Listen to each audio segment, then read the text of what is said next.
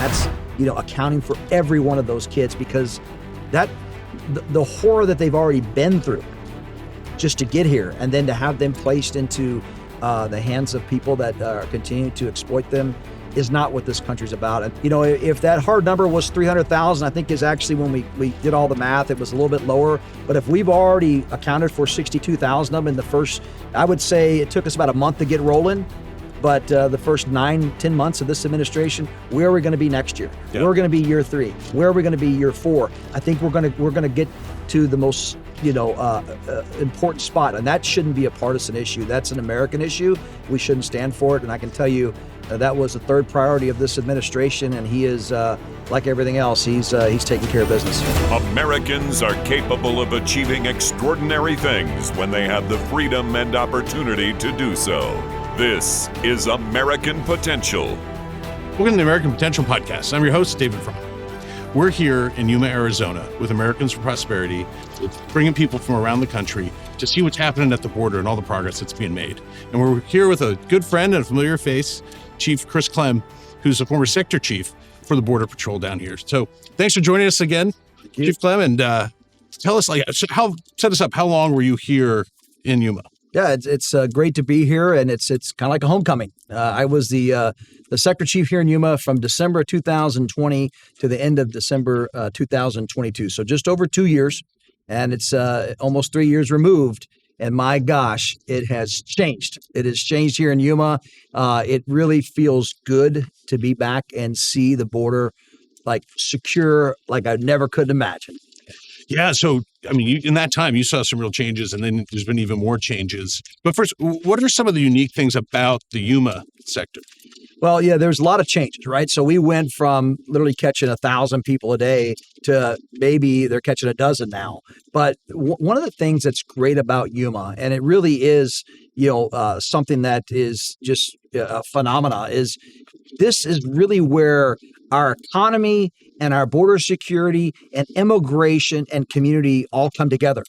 A lot of people don't realize, but this is where about 90+% of your green leafy vegetables that you eat come from here in the United States.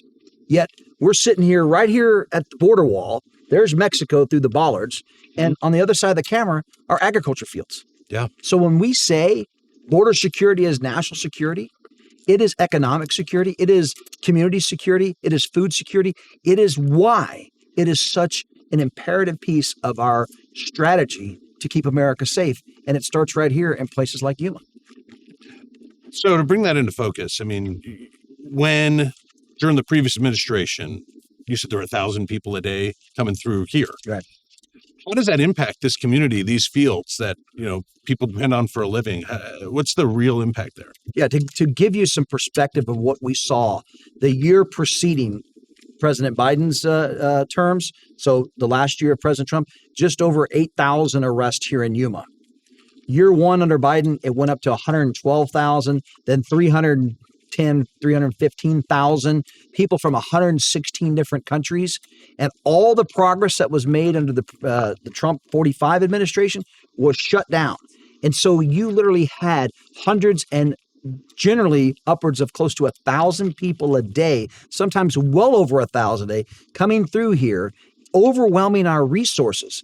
And they get impatient, sitting here waiting hours. They start walking. Yeah. And then we have to go after them. And they walk right through the fields. They walk right through the community. It became a big problem. And the video footage that was out there of what was happening almost 4 years ago to the day was real. That was people that came across because of failed policies out of Washington, D.C. that encouraged people to come to this border thinking they were going to, get a free ride. And well, for all intents and purposes, they kind of did. And now, of course, we're dealing with that problem now across the United States. So we've really turned a page here. Would you say that we're securing the border now as a nation? I would say that this is the most secure border we have had in my existence. We used to brag about it when I was chief and deputy chief under Trump 45, that was the most secure border. And at the time it was. But it was like President Trump said, hold my beer. We're gonna take it one more step further. And he's done it. And it's important for you and the audience to understand that this wasn't Washington politicians' requirements and ideas. This wasn't President Trump's design. It was the requirements of the men and women of the U.S. Border Patrol. And the President Trump said, I'm listening. I'm going to give you what you need. And he did that. And not only did he do that under 45, he began it under 47. And we got Congress to pass that one big, beautiful bill that was just the best thing that could happen to border security. And we're seeing it. And right here in Yuma is getting $200 million to finish what we started to make this one of the most secure borders that we've ever seen in our history. Well, we've talked on this podcast a lot about One Big Beautiful Bill. It's really so transformational in so many areas. We spent a lot of time working on it.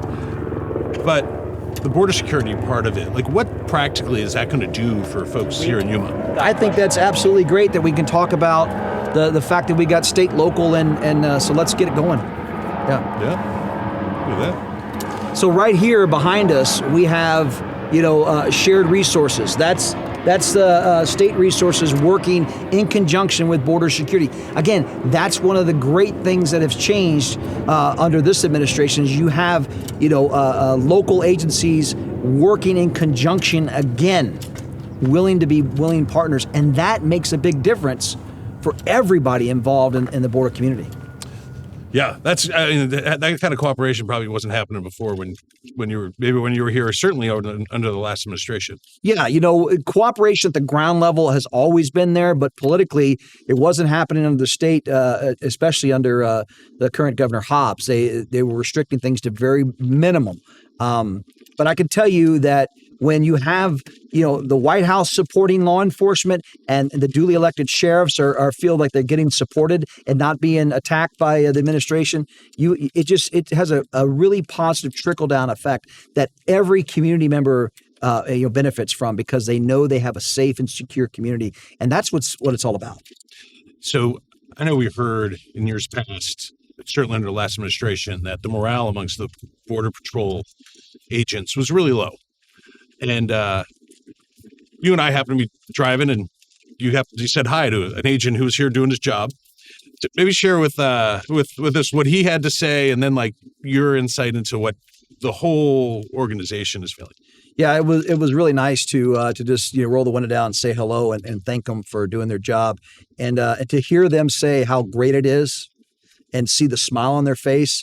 I mean, it really warms your heart. It really does, because I know what they were going through. Look, my morale was in the tank as the chief, trying to get the energy to lead an organization, knowing that they didn't want us to do our job out of the White House under the previous administration.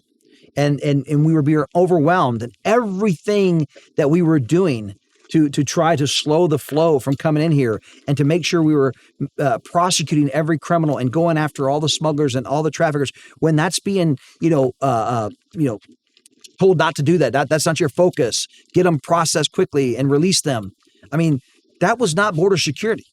And the morale was so low.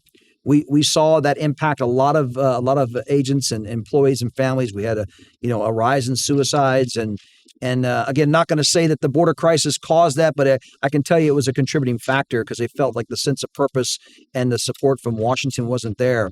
So he's not the only agent that I've talked to over the last 10 or 11 months. I talk to them regularly, and they're just so excited. They're excited to be able to take the handcuffs off themselves and be able to put them back on bad guys. And that's what law enforcement wants to do. And we've got a champion in the White House and the cabinet secretaries all around supporting our mission. Yeah, that's so encouraging. I wonder, when we talked about the One Big Beautiful Bill, we mentioned that earlier, and there's $200 million just here for Yuma. What does that look like practically?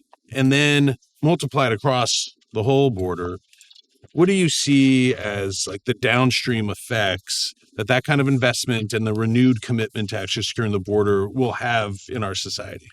Well, they've kicked the border security and immigration can down politically for years, conflating the two, and that's always a problem. But what this bill does, it actually focuses on the requirements. And so physically what people are going to see, they're going to see the wall completed where it makes sense. They're going to see the light the light towers, the cameras, all that stuff that we needed, the all access roads. They're going to have the consequence, the back end taken care of, the ICE piece where we can detain people so they can get their due process and see a judge and get removed more expeditiously as opposed to being released and let go. The big thing, and I use this metaphor a lot, it's like when you have a hole in your boat. Mm-hmm. For years under the previous Biden administration, they were just giving us buckets to bail out water. They weren't giving us any tools to stop the leak. Not only have we stopped the leak, we're continuing to bail and reinforce that boat so we don't have any more leaks. And that's what that beautiful bill does. That's what that one big beautiful bill does. It codifies things, it appropriates things, and it's critical because it is an enduring mission. The world is always changing. There's always going to be threats against the United States. So it's not one and done. We have to continue to make sure that we have the right elected officials in every seat in House, every seat in the Senate, to make sure that we continue to build off of this what I say, this really big, thick layer of concrete foundation of border security and continue to enhance it and tweak it where it's necessary, because the threats are always going to change.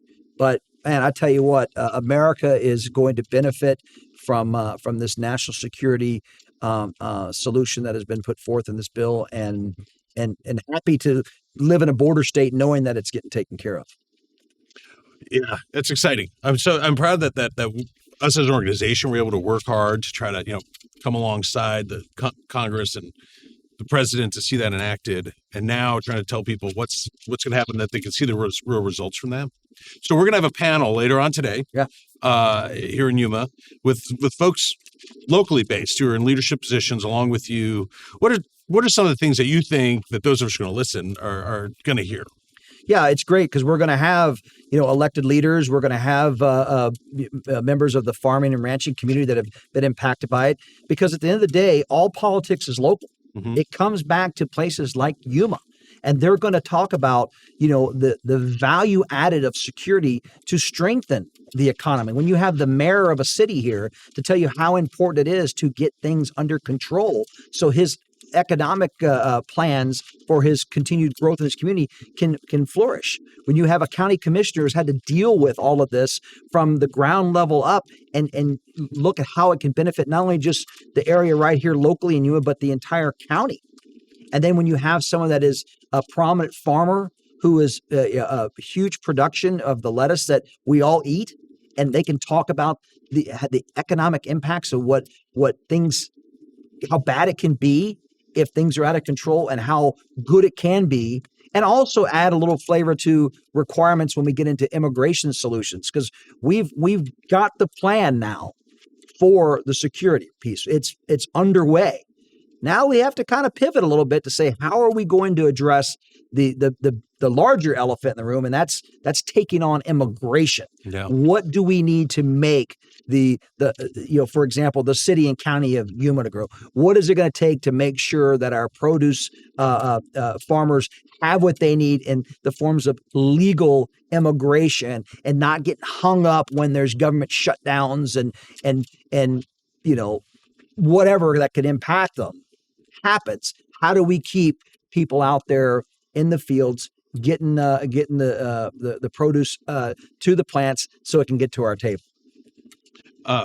So last time you joined us, you talked about you were like detailed especially to HHS, I believe it was, in the very first year of the Trump administration, and it really dealt with just one of the most heart-wrenching realities of what this crisis brought about, which is just all the unaccompanied minors, kids who are being taken advantage of.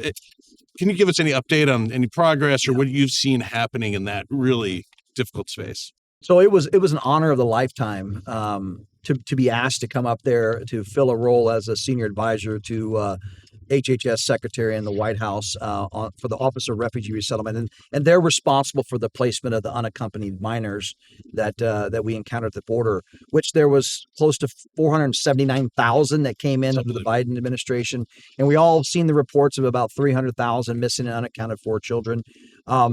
Yeah. So for those first 100 days, what I did is went up there and ensured that the existing practices were no longer in existence, that we made significant policy changes. We coordinated with all the federal agencies that have a stake in this claim when it comes down to child trafficking, human trafficking, sponsor fraud. We put all those things in place. And I can tell you there was numbers released just recently out of the White House that 62,000 of those children have been accounted for, recovered, and rescued, if you will. A lot of, I think the numbers well into 500-600, I think, of sponsors, cases that have been opened and could be charged with certain crimes.